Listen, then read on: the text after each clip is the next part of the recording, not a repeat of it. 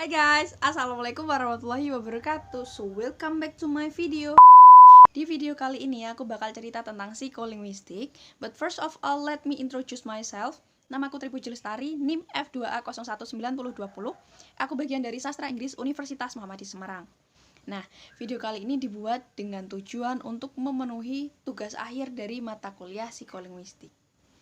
Oke, so di video kali ini bakal ada 3 pokok bahasan. Yang pertama tentang pengertian umum dari psikolinguistik, kedua tentang ciri-ciri dari bahasa, dan yang ketiga adalah proses pemerolehan bahasa. So, psikolinguistik adalah ilmu hibrid teman-teman, atau ilmu campuran dari psikologi dan juga linguistik. Nah, as we know bahwa psikologi adalah ilmu yang mempelajari tentang pemikiran manusia atau batin manusia, sementara linguistik adalah ilmu yang mempelajari tentang bahasa, terkait simbol, struktur, atau bahkan makna dari bahasa. Nah, di mana tiap-tiap subbab itu tadi ada ilmunya juga di dalam linguistik. Kayak contoh di bagian bunyi, kita ada morfologi sama fonologi. Sementara di bagian struktur ada morfosintak, dan di bagian makna ada semantik sama pragmatik, seperti itu. And jika ditarik garis lurus nih, psikolinguistik ini belajar apa sih, Tar? Jadi psikolinguistik ini belajar tentang bagaimana otak kita mengolah bahasa. Baik itu terkait cara kita memproduksi bahasa, cara kita memaknai bahasa atau interpretasi, cara kita memperoleh bahasa, dan kaitan antara kondisi otak kita dengan cara kita berbahasa. Karena memang ternyata kondisi otak kita itu berpengaruh tentang kemampuan bahasa kita, teman-teman, seperti itu. Tentang ciri-ciri dari bahasa. So guys, bahasa tuh punya banyak banget ciri-ciri, but in here I will mention 5 ciri-ciri dari bahasa, yang bakal aku singkat jadi T2 mandi es, atau turun-temurun, dua makna, mana suka, dinamis, juga struktur. Maksudnya adalah bahasa itu bersifat turun-temurun atau diwariskan dari generasi ke generasi, teman-teman. Kemudian juga bahasa itu memiliki dua makna, makna permukaan sama makna dalam.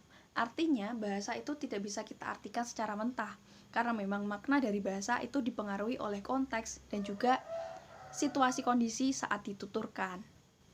Yang ketiga adalah mana suka. Bahasa itu bersifat mana suka atau tergantung kelompoknya yang memaknai. Artinya tiap kelompok masyarakat di dunia ini itu bebas dan juga memiliki hak untuk memaknai suatu bahasa based on pemahaman mereka. As long as mereka paham dengan kata tersebut, ya tidak apa-apa. Jadi misal kata hitam di Jawa diartikan sebagai sebuah gula, tapi di Kalimantan diartikan sebagai sebuah layangan, ya tidak apa-apa. Yang penting mereka paham dengan arti kata tersebut. Kemudian yang keempat adalah dinamis. Bahasa itu bersifat dinamis, teman-teman. Artinya manusia akan menciptakan istilah atau kata baru guna melengkapi kebutuhan mereka, guna mengekspresikan apa yang mereka ingin sampaikan, seperti itu.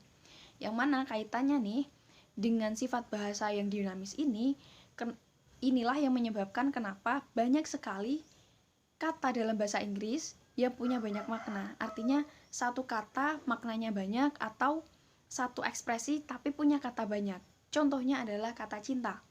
Cinta di dalam bahasa Inggris tuh bisa diartikan sebagai love atau adore. Nah, kalau ditanya yang benar tuh yang mana, Tar? Semuanya benar karena bahasa itu kan sifatnya nggak membunuh ya. Bahasa itu sifatnya melengkapi. Jadi memang di tahun segini muncul istilah love, kemudian di tahun berikutnya muncul istilah adore. Atau bisa juga banyaknya kata ini tuh bukan gara-gara muncul kata baru, tapi gara-gara penyerapan dari bahasa-bahasa sekitar, mulai dari bahasa Itali, Prancis, atau yang lain. Kemudian yang terakhir adalah bahasa itu memiliki struktur. Kayak contohnya kalau dalam bahasa Indonesia tuh strukturnya subjek, predikat, objek. Kalau di bahasa Inggris strukturnya adalah subjek, verb, objek. Ada tahap pemerolehan bahasa atau language acquisition. Jadi teman-teman, for your information, setiap anak di dunia itu mengalami proses pemerolehan bahasa yang sama. Dimulai dari cueing, babbling, tahap satu kata, tahap dua kata, juga tahap lanjutan. Nah, di fase yang pertama nih, di tahap cueing adalah fase di mana si kecil sudah bisa mengucapkan satu konsonan tunggal. Contohnya ke, peh. Fase ini biasanya dimulai sejak beberapa minggu kehidupan dari si kecil. Kemudian yang kedua ada fase babbling. atau fase di mana si kecil ini sudah bisa menggabungkan satu vokal dengan satu konsonan. Contohnya ba, pa, ma. Begitu, dimulai sejak umur sekitar 5-6 bulan. Kemudian yang ketiga, tahap satu kata adalah tahap di mana si kecil sudah bisa mengucapkan satu kata dengan lancar. Nah, di tahapan ini si kecil juga mengalami holoprestik, teman-teman. Atau kondisi di mana mereka ini menggabungkan dua kata menjadi satu. Contohnya adalah kata WhatsApp yang bisa jadi diucapkan menjadi weza. Gitu. Kemudian tahap selanjutnya atau tahap dua kata itu merupakan tahap di mana anak-anak udah mulai lancar berbicara. Nah, tahapan ini dicirikan dengan si anak yang mengetahui lebih dari 50 kata. Kemudian di tahap terakhir atau tahap lanjutan adalah tahapan final, teman-teman, yang mana dicirikan dengan si anak atau si kecil yang sudah bisa bertanya, bercerita, dan berkomunikasi dengan baik. Dan sebagai hasil akhir atau tes finalnya nih, ketika mereka sudah diterima di masyarakat atau sudah bisa berkomunikasi dengan lancar, itu artinya mereka sukses menjalani proses pemerolehan bahasa. Begitu. Dan for your information, teman-teman, bahwa have you ever realized kenapa anak kecil itu ketika kita ajak komunikasi, anak bayi selalu melihat ke kita, itu merupakan bentuk dari duplikasi, teman-teman. Mereka itu sedang belajar, mereka itu sedang memperhatikan kita, yang mana nantinya setelah memperhatikan mereka akan menduplikasi dan mempraktekkan apa yang kita tuturkan, seperti itu. Dan bayi ketika menangis merupakan bentuk komunikasi juga.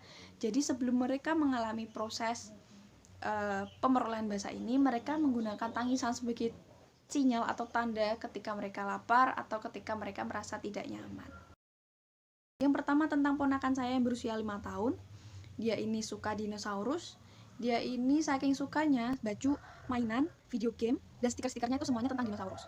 Akibatnya dia ini juga hafal semua nama dinosaurus. Nah, dari kasus ini saya belajar bahwa manusia itu terus mencari. Manusia itu terus mencari bahasa. Dalam artian, manusia akan mencari bahasa yang mereka gemari atau sesuai keinginan mereka. Begitu. Kemudian yang kedua adalah kasus dari nenek saya sendiri yang berusia 85 tahun. Nenek ini kasusnya tidak bisa mengucapkan semua kata dengan tepat, teman-teman. Misal vaksin bisa jadi vaksana, vaksa, atau apapun itu, pokoknya dia nggak bisa mengucapkan kata dengan tepat. Saya menyimpulkan bahwa memang ketika kemampuan otak kita menurun seiring dengan bertambahnya usia, maka kemampuan bahasa dari manusia yang bersangkutan juga akan menurun. Seperti itu.